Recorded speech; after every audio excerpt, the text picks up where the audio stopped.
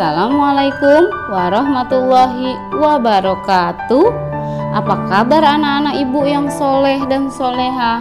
Mudah-mudahan kalian semua selalu dalam keadaan sehat dan tetap semangat untuk pembelajaran hari ini. Ayo anak-anak, sebelum kita mulai pembelajaran, jangan lupa membaca doa dan kita awali dengan membaca basmalah. Bismillahirrohmanirrohim. Materi kita untuk hari ini adalah tema 2, bermain di lingkunganku, subtema 1, bermain di lingkungan rumah, pembelajaran kelima. Ayo anak-anak, kita belajar dengan penuh semangat ya. Ayo anak-anak, kita membaca. Bacalah teks percakapan berikut ini. Perahu, bagaimana cara kamu berlayar? Tanya balon. Dengan bantuan angin balon, jawab perahu. Angin? Apa itu angin? Tanya balon. Angin itu udara yang bergerak.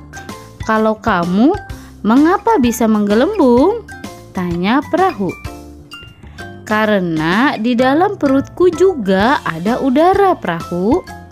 Ketika udara itu ditiupkan, aku dapat menggelembung, jawab balon. Berarti udara sama-sama berguna bagi kita, kata perahu. Nah, anak-anak, tahukah kamu benda apa saja atau benda apa lagi yang memiliki sifat sama seperti balon?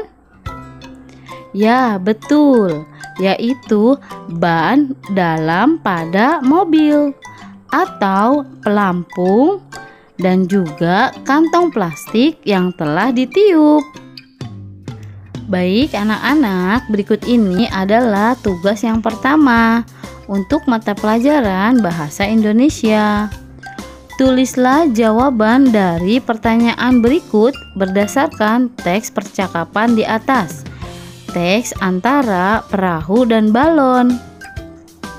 Di sini ada 4 pertanyaan. Kalian baca pertanyaan tersebut dengan teliti, lalu jawab dengan benar. Anak-anak, sekarang mari kita belajar sifat-sifat benda dengan melakukan percobaan berikut. Ayo kita siapkan alat dan bahannya.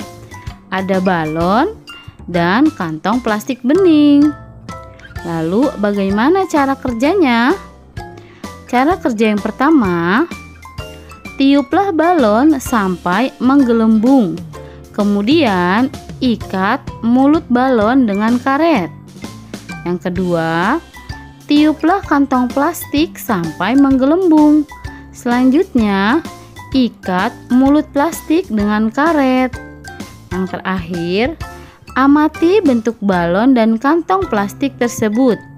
Bagaimanakah bentuk balon dan kantong plastik? Bagaimana anak-anak bentuknya?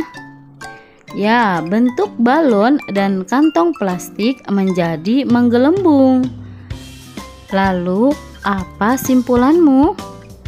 Ya, misalnya kesimpulannya adalah balon dan plastik adalah benda padat. Balon dan plastik jika ditiup akan menggelembung dan di dalamnya ada gas atau udara. Sifat benda gas adalah bentuknya berubah-ubah sesuai bentuk wadah atau tempatnya. Nah, anak-anak, bagaimana? Sudah paham cara kerjanya? Kalau sudah paham, silahkan kalian praktekkan di rumah sesuai dengan petunjuknya. Selamat mencoba anak-anak. Selanjutnya, ayo membaca.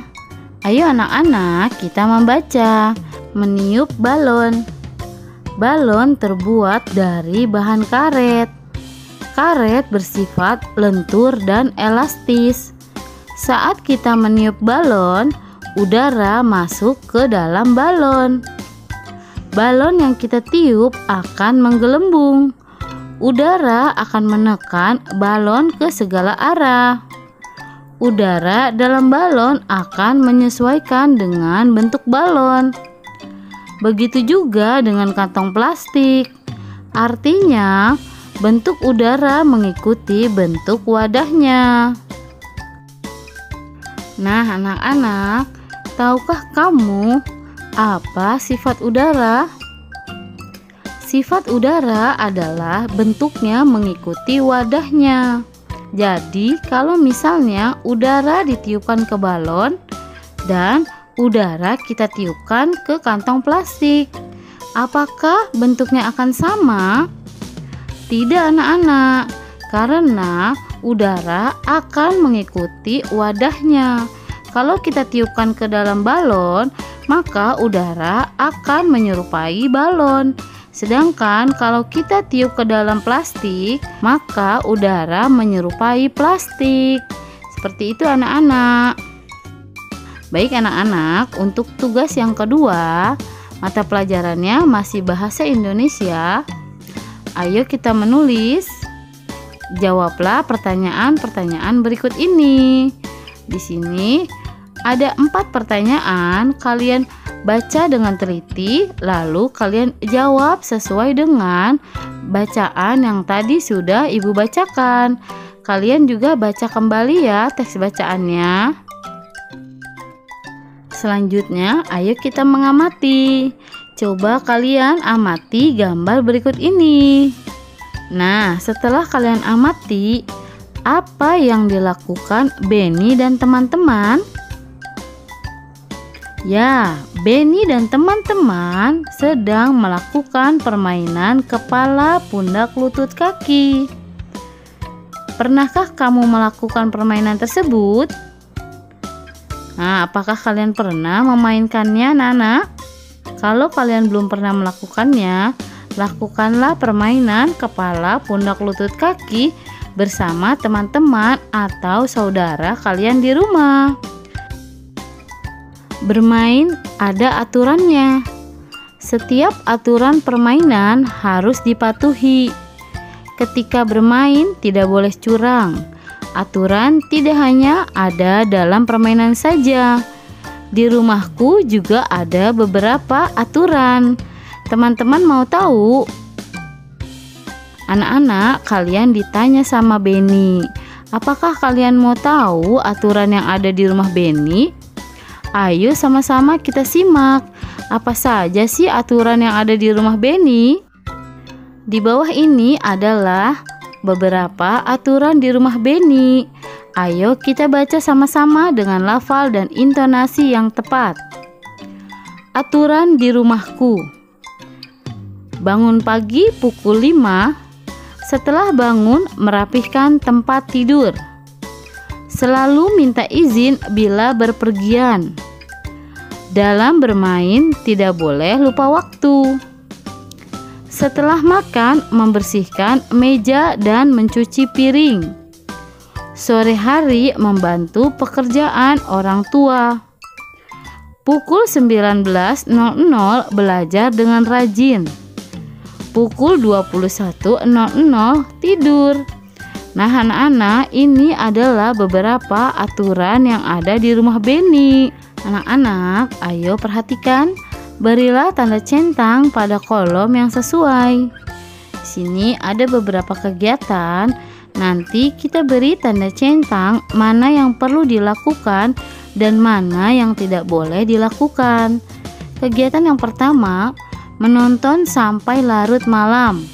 Nah, anak-anak, kira-kira boleh atau tidak boleh sih menonton sampai larut malam? Tidak boleh ya, anak-anak. Jadi menonton sampai larut malam tidak boleh dilakukan. Kegiatan yang kedua, membantu ayah dan ibu. Nah, kalau ini adalah kegiatan yang baik, yaitu membantu ayah dan ibu. Kegiatan terpuji, jadi perlu kalian lakukan. Kegiatan yang ketiga, mengerjakan PR. Nah, kalau mengerjakan PR adalah tugas kalian ya, tugas kalian sebagai seorang pelajar. Jadi kalian wajib mengerjakan PR. Nah, perlu dikerjakan. Jadi perlu dilakukan. Kegiatan yang keempat, bermain dengan curang. Nah, anak-anak, bermain dengan curang perlu atau tidak perlu ya anak-anak? Nah, anak-anak, perlu dilakukan atau tidak boleh dilakukan bermain dengan curang? Tidak boleh ya anak-anak, ketika kalian bermain dengan teman, kalian tidak boleh bermain dengan curang. Kegiatan yang kelima, meminta izin kepada orang tua bila akan berpergian. Nah, anak-anak, jika kalian ingin berpergian atau ingin keluar rumah, kalian wajib meminta izin kepada orang tua agar orang tua kalian tidak khawatir. Jadi, ini perlu dilakukan. Baik anak-anak, selanjutnya adalah tugas mata pelajaran PPKN. Tuliskan aturan yang berlaku di rumah kalian. Nah, kalau tadi ada 8 aturan yang berlaku di rumah Beni, coba kalian tuliskan 4-7 aturan yang berlaku di rumah kalian. Kalian tulis di buku tugas kalian masing-masing. Selamat mengerjakan anak-anak. Kerjakan dengan penuh semangat.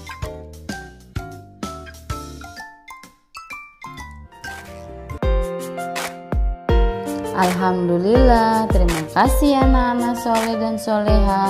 Sampai jumpa di video pembelajaran selanjutnya. Tetap semangat ya belajar di rumah. Jangan lupa tugasnya dikerjakan. Mudah-mudahan materi pembelajaran hari ini dapat bermanfaat bagi kalian. Ibu akhiri, wassalamualaikum warahmatullahi wabarakatuh.